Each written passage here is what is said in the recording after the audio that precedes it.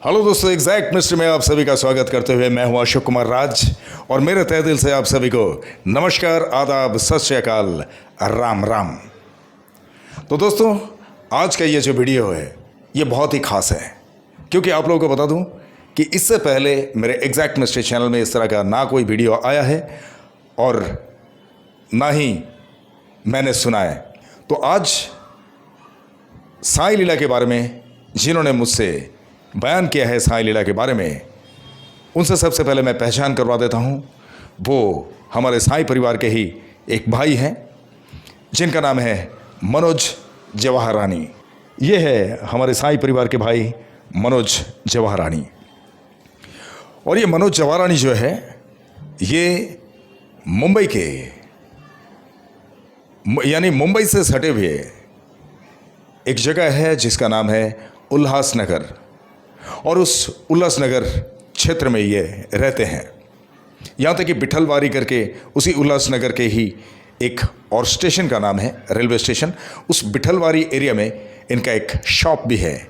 वो एक शॉप चलाते हैं, दुकानदारी करते हैं।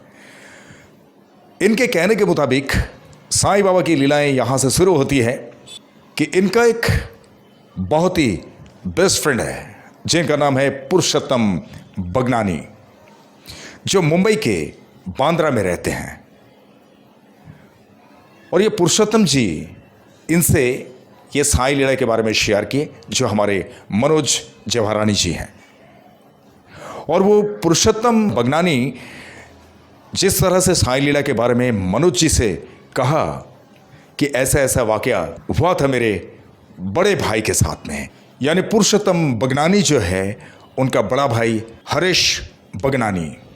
तो कहानी यहाँ से शुरू होती है बाबा साईंनाथ के लीलाओं के बारे में। ये सन 1984 की बात है। सबसे पहले मैं आप लोगों से परिचय तो करवा दूँ। ये है पुरुषोत्तम बगनानी। पुरुषोत्तम बगनानी जी जो मुंबई के बांद्रा में रहते हैं, और इनके बड़े भाई के बारे में इन्होंने मनोज जी से जिक्र किया कि जिनके साथ में साईं लीलाएं हुई है।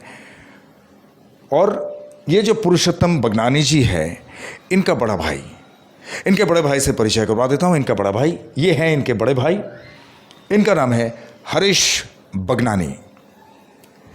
जो खास लीलाएं घटित हुई हैं वो इनके साथ हुई है, यानी हरीश बगनानी जी के साथ में। लेकिन दुखद बात यह है कि ये हरीश बगनानी जी आज हमारे बीच में नहीं है। बाबा साईंनाथ उनके आत्मा को शांति दे, ये मेरे तरफ से और आप सबकी तरफ से मैं चाहूँगा कि बाबा साईंनाथ से प्रार्थना करना, क्योंकि वो भी बाबा के दर्शन में गए थे और बाबा के दर्शन किए, बाबा को मानते थे। तो चलिए कहानी शुरू करता हूँ मैं बाबा साईंनाथ के लीलाओं के बारे में। मनोज जी कहते हैं कि कम से कम 1986 से वो बाबा साईंनाथ को मानते हैं, और आज ऐसा है कि हमेशा एक मंदिर में वो जाया करते हैं जो मुंबई में यानी महाराष्ट्र के अंदर से एक हाईवे जाता है जो कल्याण बदलापुर हाईवे नाम से जाना जाता है। तो कल्याण बदलापुर हाईवे पे शांति नगर करके एक जगह है, उस शांति नगर में बहुत अच्छा सा बाबा साईंनाथ का मंदिर है। उस मंदिर में वो हमेशा जाया करते हैं बाबा के दर्शन में। आप लोगों को दिखा दूं उस मंदिर की तस्वीर जो मनोज जी ने मुझे शेयर की हैं। ये देखिए, मनोज जी भी हैं, और मनोज जी के साथ में ये जो बाबा की मूर्त आप देख पा रहे हैं, ये वही शांति नगर का मंदिर है जो कल्याण बदलापुर हाईवे में है। अब बाबा साईंनाथ की लीलाएं यहां से शुरू करता हूं कि हरीश बगनानी जी जो है उन्होंने 1984 में एक यूज्ड कार खरीदे थे, यानी सेकेंड हैंड एक कार खरीदे थे। और कार खरीदने के बाद ये लोग दो चार दोस्त मिलके बातचीत करने लगे कि हम इस कार को लेके घूमना चाहते हैं, तो कहाँ जाएंगे। डेस्टिनेशन उन लोग पता नहीं कर पा रहे थे कि कौन सा डेस्टिनेशन पे हम जाएंगे। अचानक से इन लोगों के मन में यह ख्याल आया कि हम चलते हैं शिरडी में। अब ये शिरडी की बात जहां हुई तो ये लोग बड़े खुश हो गए, चलो ठीक है बाबा साईनाथ का दर्शन करके आएंगे, सबसे खुशी की बात है। अब जिस दिन इन लोग बाबा साईनाथ के दर्शन में निकले, उस दिन ठीक दिन के 12 बजे इन लोग उल्लासनगर से जर्नी शुरू किए, कार लेके, वही जो यूज्ड कार लिए थे। तो ये लोग चल रहे हैं, चलते जा रहे हैं। ठीक शाम के वक्त, यानी मनोज जी ने जैसे कहा कि मनोज जी से पुरुषोत्तम जी ने कहा, यानी हरीश जी जो कार लेके जा रहे हैं अपने दोस्त लोगों को साथ में लेके बाबा साईनाथ के दर्शन में, वो हरीश जी ने पुरुषोत्तम जी से कहा और पुरुषोत्तम जी ने मनोज जी से कहा। तो मनोज जी के मुताबिक मुझे जो मालूम पड़ा, वो कहते हैं कि शाम के ठीक 6 बजे करीब हाईवे के बाजू में घना जंगल है और ऐसे जगह पे अचानक से वो कार बंद पड़ गई। और जब कार बंद पड़ गई तो इन लोगों ने बहुत प्रयास किए उसको चालू करने के लिए, लेकिन करें क्या, चालू होगी तब ना। कभी चोक लगा के स्टार्ट कर रहे हैं, कभी उसका बोनेट खोल रहे हैं, कभी चाबी घुमा के उन लोग देख रहे हैं कि काफी देर तक अगर स्टार्टर पे रखें तो वो स्टार्ट लेता है कि नहीं। कहीं उन लोग पानी के लिए चेक कर रहे हैं, और जहां पानी डालते ना इंजन को ठंडा रखने के लिए, वहां पे भी चेक करें कि कहीं पानी तो कम नहीं हो गया। बहुत कुछ प्रयास किए इन्होंने, कम से कम 1.5-2 घंटा इन लोगों का ऐसे ही प्रयास करते हुए हो गया, लेकिन कार चालू नहीं हुई। इन लोग थक गए और थक हार के एक पेड़ के नीचे उन लोग आराम से बैठ गए। बैठ के उन लोग बातचीत कर रहे हैं कि अब करें क्या यार, यहाँ पे आसपास में कोई गैरेज भी नहीं है। और आप लोग सोचिए ज़रा कि 1984 की बात है, उस वक्त कोई कनेक्टिविटी नहीं थी, यानी फ़ोन की कनेक्टिविटी। आज तो ये आम बात हो गई, हर के हाथ में जो है, कोई भी आम इंसान किसी के भी हाथ में एंड्रॉयड मोबाइल या स्मार्टफोन दिख जाते हैं। लेकिन तब ये कनेक्टिविटी ना होने की वजह से इन लोगों को बहुत तकलीफ झेलना पड़ा। लेकिन हुआ ऐसा इन लोगों के साथ में कि उन लोग जब उस पेड़ के नीचे बैठ के आराम कर रहे थे और सोचने लगे कि अब करें तो क्या करें, कहाँ गैरेज है क्या नहीं, कैसे किससे कहें हम और किसको बुलाएं इसको रिपेयरिंग करने के लिए, कुछ समझ नहीं पा रहे थे। हालांकि और भी बहुत लंबा रास्ता बाकी है बाबा के दर्शन के लिए। ऐसे में एक बूढ़ा इंसान इन लोगों के पास आए। वो कहाँ से आए ये इन लोगों को पता नहीं है। सडनली इन लोगों के पास हाजिर हुए और इन लोगों से पूछने लगे कि बेटा तुम लोग को क्या हुआ, प्रॉब्लम क्या है। तो इन लोगों ने कहा कि देखिए हम लोग जो है, हम लोग शिरडी जा रहे हैं बाबा के दर्शन में और कार अचानक से बंद पड़ गई, बहुत प्रयास किए, चालू नहीं हो रही है, और यहाँ पे आसपास में कोई गैरेज भी हम लोगों को पता नहीं है कहाँ पे है क्या नहीं है, और हम कैसे पता करेंगे, हमें दूर दूर तक कुछ दिख नहीं रहा है, तो बड़ी परेशानी हो गई हमें, अब करें तो क्या करें। बस इसीलिए हम लोग थक गए, तो थक के थोड़ा बैठे हुए थे, अब फिर से प्रयास करेंगे, अगर चालू हुई तो हुई। ऐसे ही बात कर रहे थे, इतने में अचानक से उन्होंने अपने बैग में से हाथ डाल के हल्दी निकाले, हल्दी, टर्मरिक पाउडर, सिंपल थिंग। हल्दी निकाल के उन लोगों के हाथ में दिए और बोले ये हल्दी जो है, जहां पे पानी डालते हो ना इंजन ठंडा करने के लिए, उस पानी में डाल दो, गाड़ी चालू हो जाएगी। ये संभव है क्या? आप लोगों की कभी गाड़ी बंद पड़ेगी ना, तो थोड़ा हल्दी डाल के देखना कि चालू होता है कि नहीं। ये वाकया वाकई मतलब बहुत ही रोमांचक है। ऐसा मैंने भी अभी तक तो कोई वाकया सुना नहीं कि बाबा किस तरह से लीलाएं करते हैं, और ऐसे भी लीलाएं बाबा कर देते हैं। शॉक्ड। अब इन लोग बोले अरे क्या बात कर रहे हो चाचा, ये हल्दी डाल के इसमें गाड़ी थोड़ी ना चालू होती है। बोला बेटा मैं जो बोल रहा हूं करो, देखो गाड़ी चालू हो जाएगी।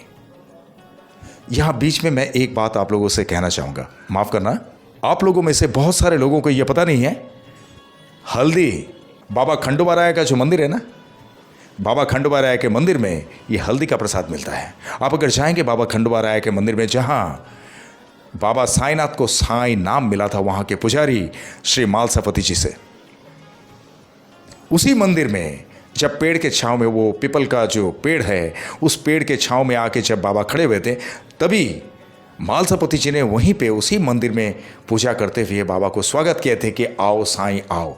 और वो है खंडोबाराय का मंदिर। हालांकि खंडोबाराय के एक बहुत बड़ा जो प्रतिष्ठान है, असली जो मेन प्रतिष्ठान है, वो कुछ अलग जगह पे है, लेकिन बाबा साईनाथ जो आए थे, शिरडी में जो स्थापित मंदिर है खंडोबाराय का, उसी मंदिर में आए थे। और उस मंदिर में आप लोग भी कभी बाबा के दर्शन करने जाएंगे तो खंडोबाराय के मंदिर में हल्दी ज़रूर मिलेगा।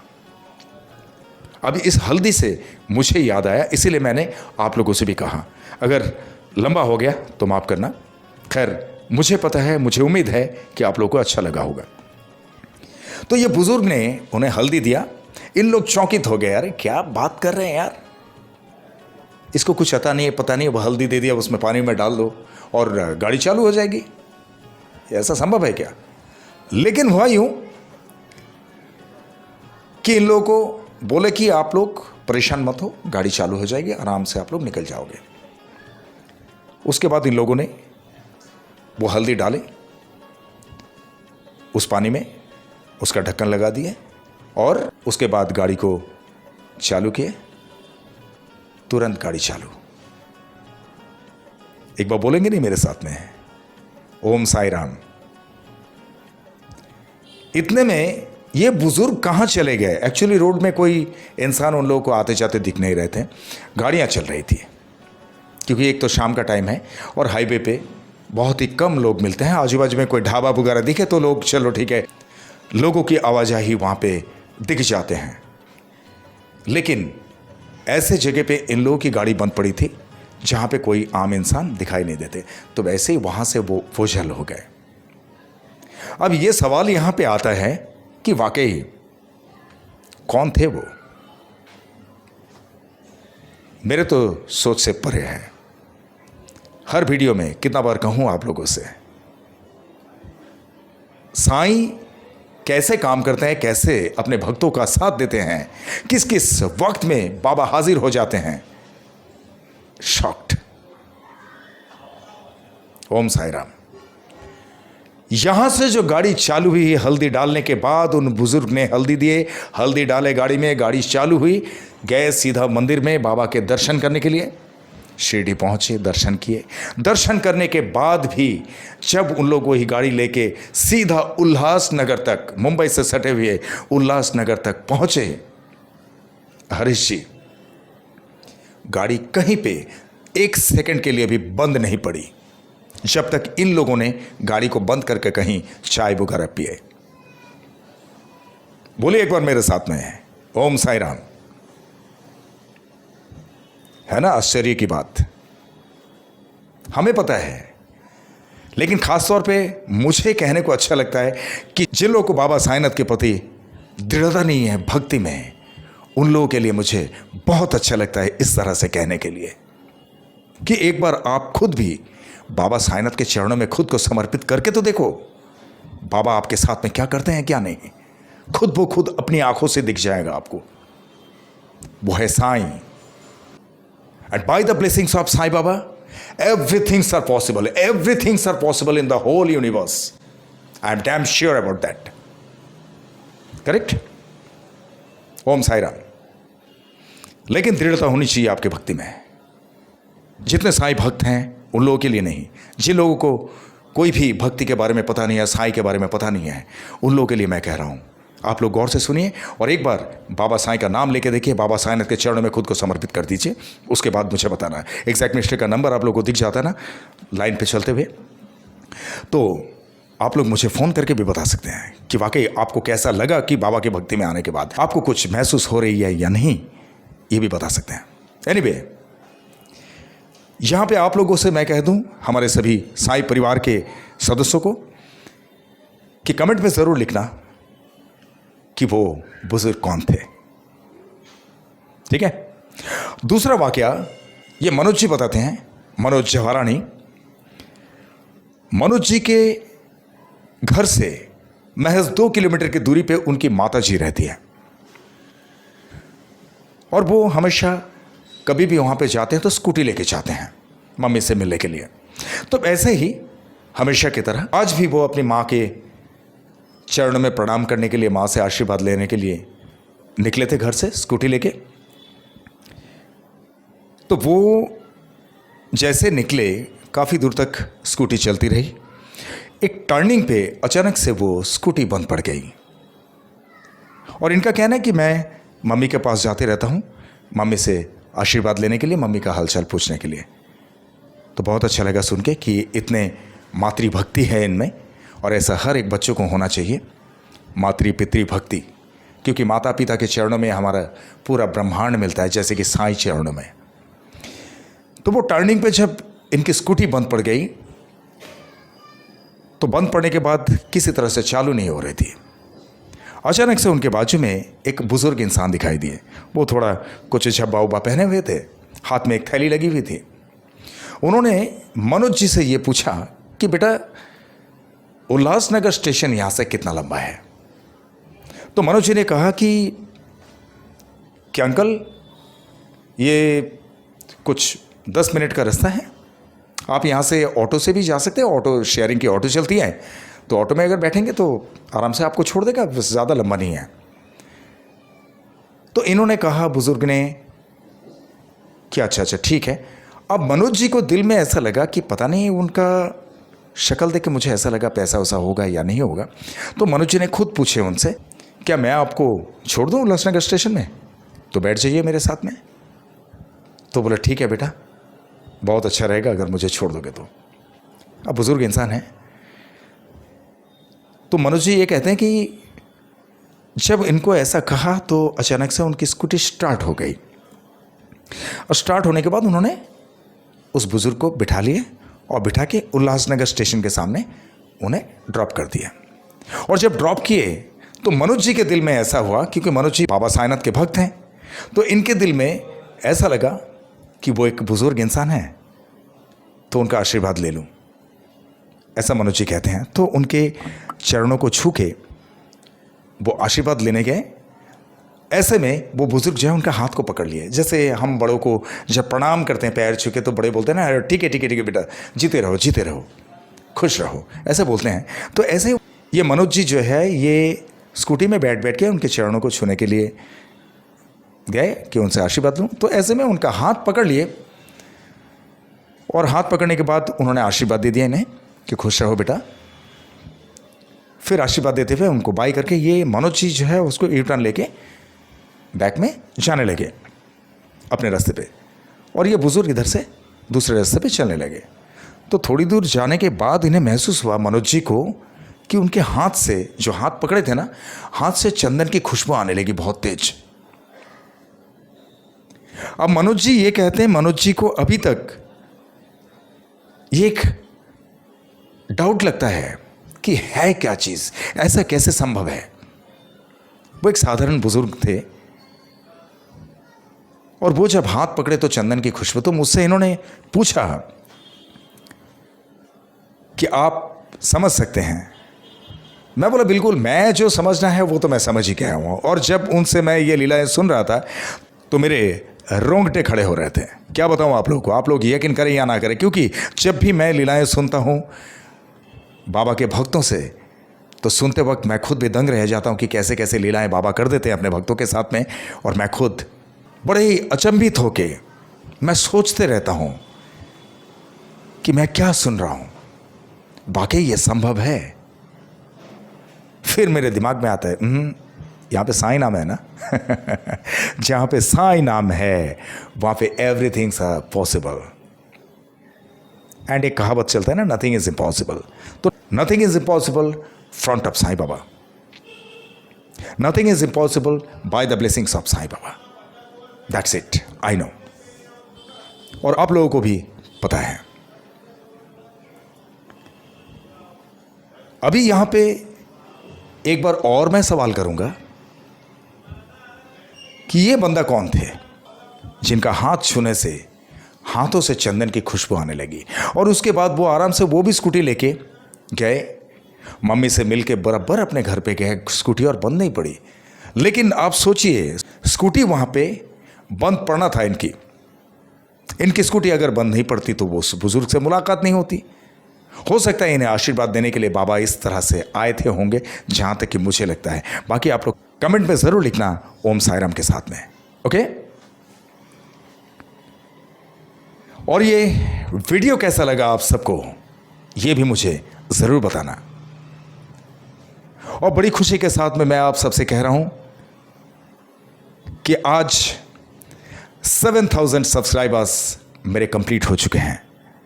इसके लिए आप सबको मेरे तहे दिल से बहुत बहुत धन्यवाद, और मैं बहुत बहुत आभारी हूं आप सबका, क्योंकि ये सिर्फ और सिर्फ आप लोगों का प्यार और मेरे साईं की कृपा से ही संभव है। इसलिए मैं हमेशा कहते रहता हूं कि आप लोगों का प्यार मेरे लिए सिर्फ प्यार नहीं, आप लोगों का प्यार मेरे लिए आशीर्वाद है। और हमेशा आप लोगों का प्यार मेरे सर आँखों पे है, और आप लोग इसी तरह से मुझे हमेशा प्यार देते जाना, ताकि बेहतरीन से बेहतरीन साईं लीलाओं को आप लोगों के सामने मैं हमेशा पेश करता रहूं, ओके। और आप लोग जो कोई भी बाबा साईंनाथ की लीलाओं के बारे में मुझसे बयान करना चाहते हैं, मुझसे एक्सप्लेनेशन देना चाहते हैं, तो नीचे अंडरलाइन में चल रहा है इस नंबर पे सीधे संपर्क कर सकते हैं, कोई दिक्कत नहीं। या तो मुझे व्हाट्सएप पे टेक्स्ट कर सकते हैं, मैं फ्री टाइम पे आपसे बात कर लूँगा, और बात करने के बाद आपसे सारी लीलाओं को सुन के मैं रिकॉर्ड कर लूँगा। उसके बाद आपके साथ में घटित हुई लीलाओं का भी वीडियो बना के इसी तरह से मेरे एग्जैक्ट मिस्ट्री चैनल में मैं हाजिर कर दूंगा, करेक्ट। और जो भी आप लोग मेरे इस चैनल में नए हैं, आप लोग मेरे इस चैनल को लाइक करें, शेयर करें, सब्सक्राइब करें, एंड बेल आइकन को ज़रूर दबा दें, ताकि मेरे एग्जैक्ट मिस्ट्री चैनल के हर एक वीडियो का नोटिफिकेशन आप लोगों तक सबसे पहले पहुंचे। और दोस्तों, बहुत दिन के बाद एक बार फिर से आप लोगों को याद दिला दूं कि आप लोग जो भी मेरे एग्जैक्ट मिस्ट्री चैनल के ज्वाइन बटन को नहीं दबाए, आप लोग भी प्लीज़ ज्वाइन बटन को दबा देना। अगर ज्वाइन बटन दबाने में कोई दिक्कत होती है तो थैंक्स बटन को ज़रूर दबा देना। वहाँ पे हल्का सा कुछ क्राइटेरिया है, उसको आपको पूरा करना पड़ेगा, और इससे मुझे समझ में आएगा कि वाकई आप लोग दिल से मुझे कौन कौन प्यार करते हैं। करेक्ट, ठीक है। तो चलते चलते मैं इतना ही कहूँगा दोस्तों कि बहुत ख्याल रखिए अपना, और जिस तरह से आप लोग बाबा साईंनाथ पे भक्ति रखते हैं, बाबा साईंनाथ हमेशा आप लोगों पर इसी तरह से अपनी कृपा दृष्टि रखें, हमेशा अपनी कृपा बरसाते रहें। ये मेरे तहे दिल से आप सबके लिए शुभकामनाएं हैं। और जिस तरह से आप लोगों ने इत्मीनान से ये वीडियो देखे हैं, अपना कीमती वक्त देकर ये वीडियो देखे हैं, इसके लिए आप सभी को मेरे तहे दिल से बहुत बहुत धन्यवाद के साथ में ओम साई राम।